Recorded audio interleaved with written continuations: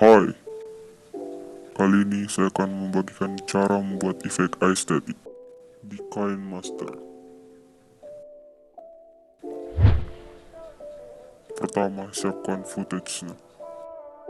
Setelah memilih footage, kalian buka lapisan efek, terus scroll ke bawah, buka store, dapatkan lainnya. Kalian scroll ke bawah, akan nanti ada nama efek star filter. Kalian unduh terlebih dahulu.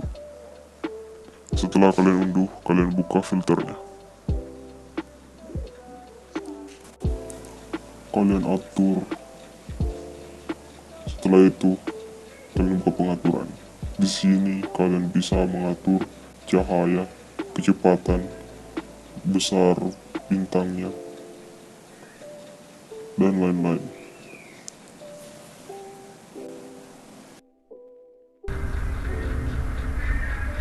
Setelah kalian mengatur, kalian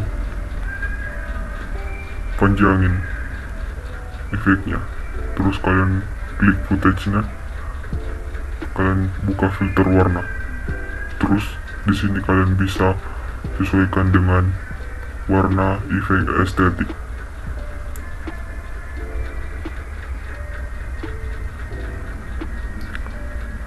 Kalian buka hangat, terus kalian pilih W06 dan klik tanda centang,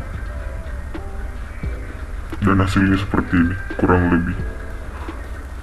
Kalian nanti bisa tambahkan sesuai dengan beat suara, tetapi saya tidak menjelaskan di video ini. Sekian dari saya, terima kasih, see you next time.